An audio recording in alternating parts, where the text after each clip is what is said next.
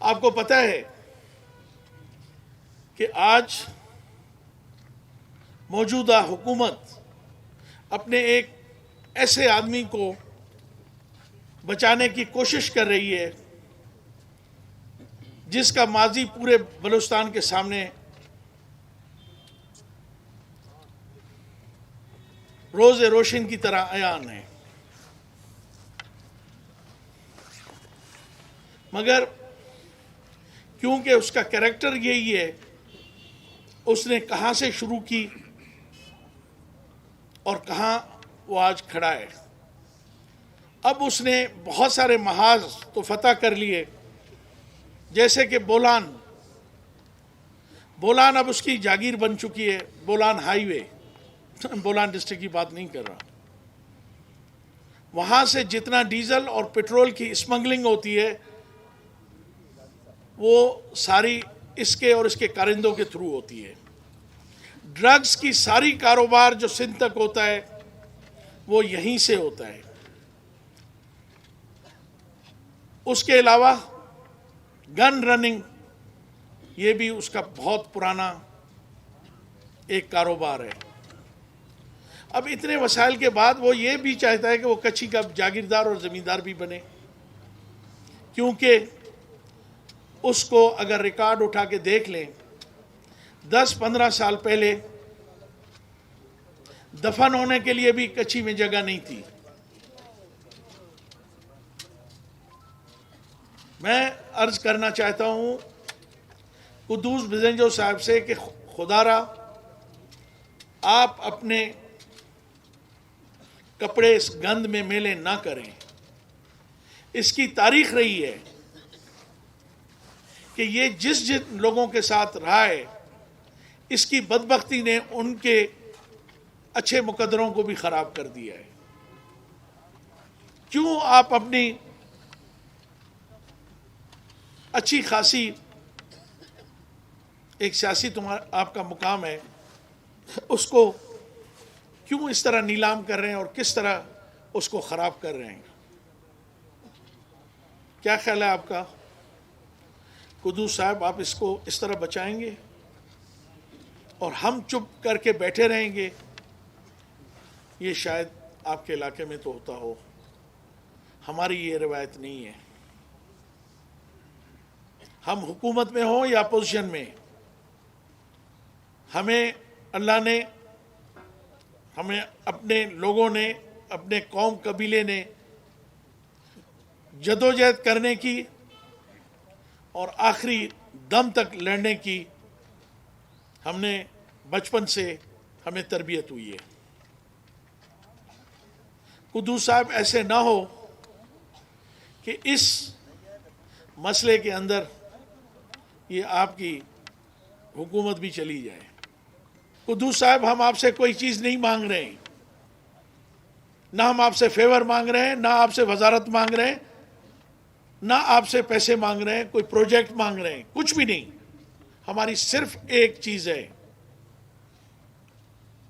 کہ قاتلوں کو گرفتار کیا جائے، اور یہ جو انتظامیہ آپ نے بھجوائی ہے، مہربانی کر کے ان کو ہٹا کے غیر جانبدار لوگوں کو، ہم نہیں کہتے کہ آپ کس کو لائیں، ہم تو کہتے ہیں غیر جانبدار لوگوں کو لائیں جس پہ ہمارا بھی ٹرسٹ ہو اور اگلوں کا بھی ٹرسٹ ہو۔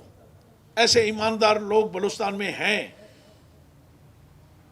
ابھی بھی چند لوگ بلوچستان میں ایماندار رہ گئے ہیں، کیونکہ یہاں کسی ایماندار کو نہ چلنے دیا جاتا ہے، نہ وہ نوکری کر سکتا ہے، نہ وہ اپنی عزت بچا سکتا ہے۔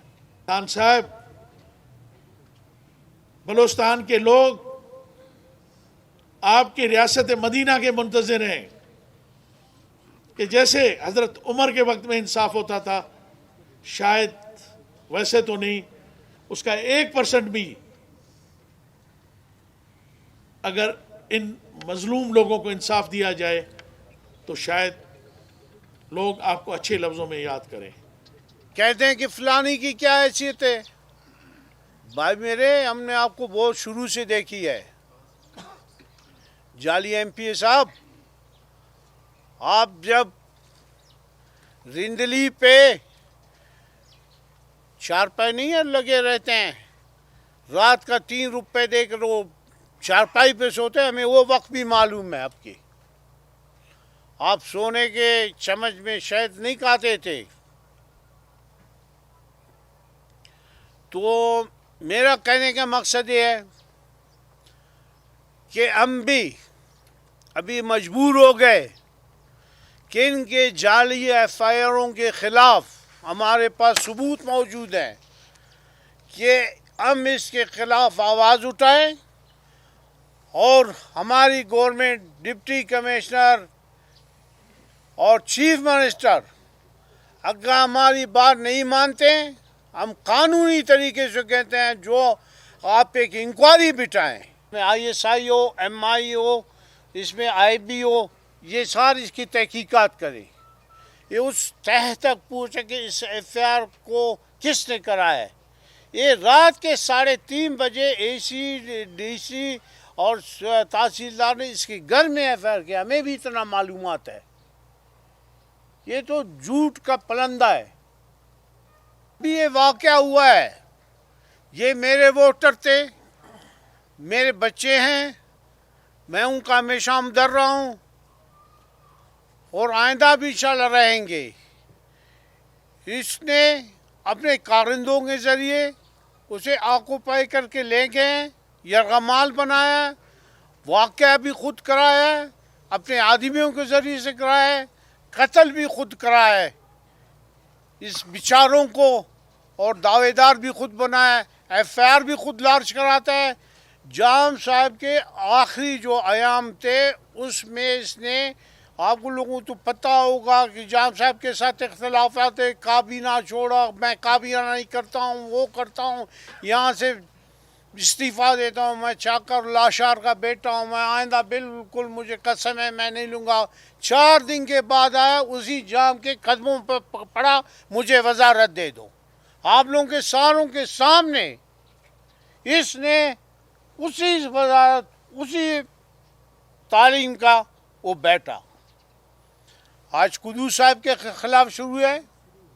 جام صاحب کے یہاں سے جگیے جلائے بولتا ہے میں لسبیلا تک جلاؤں گا.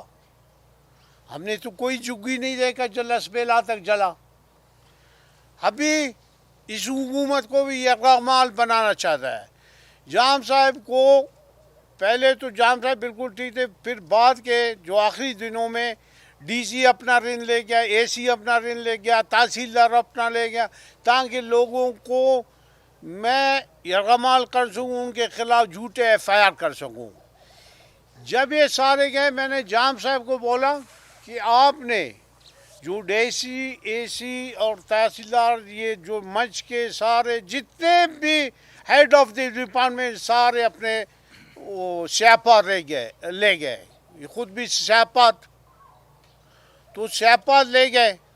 اس سیاپاتوں نے ملی بھگت سے جو یہ واقعہ ہوا، انہوں نے، میں اسلام آباد میں تھا، یہ ہماری آپ دیکھ سکتے ہیں،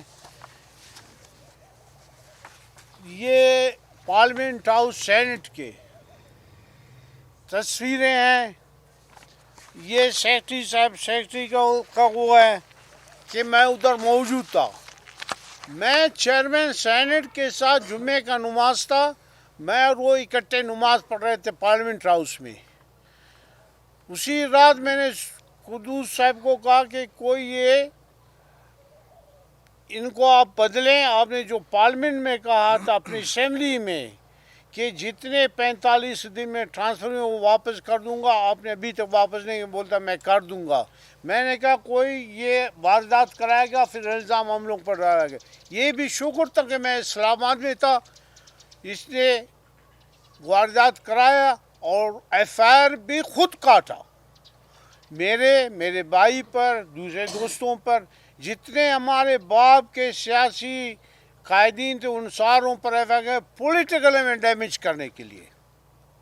آپ کی کارکردگی 0/0 ہے. آپ سے لوگ نفرت کرتے ہیں. ابھی جو آپ نے بولا میں بند کیا، آپ نے 2,000 روپے پر ہائر کے لوگوں کو لائے.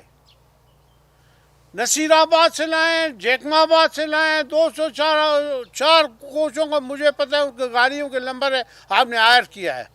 ادھر بھی آپ نے کچھ لوگوں کو، وہ کل مجھے ایک بار راج نے مزدور کی دیوار بنا تھا، ان کو لایا چپلوں کے ساتھ۔ تو ایک نے پوچھا آپ کس لیے ہیں؟ پوچھے مجھے پتہ نہیں ہے، مجھے 2000 روپے دیے ہیں، 2000 روپے دیں۔ میں تو نہیں سمجھتا ہوں، اب گورنر پر یہ الزام لگاتے ہیں، فوٹو دکھا دیں گیلو کا، کس کے ساتھ بیٹھے؟ خوش بنجو کے ساتھ۔ بھائی میرے پارٹی کا وہ چیف منسٹر ہے، میں 50 دفعہ اس کے ساتھ بیٹھوں گا، آپ کو کیا کام؟ آپ پروٹوکول افسر تو نہیں ہیں یا بھرتی ہونا چاہتے ہیں؟ سیکورٹی افسر بھی ہونا چاہتے ہیں؟ سی ایم ہاؤس کے ساتھ کیوں اس کی گاڑیاں کھڑے ہیں؟ آپ پھر سیکورٹی میں لگ جائیں، سیکورٹی کنٹرول کریں۔ دوسری یہ بات کہ گورنر کو بھی آپ ملوث کرتے ہیں، ایک دن اس کے ساتھ پہلے بیٹھا تھا، آپ سی ایم کو بھی اس میں وہ کرتے ہیں۔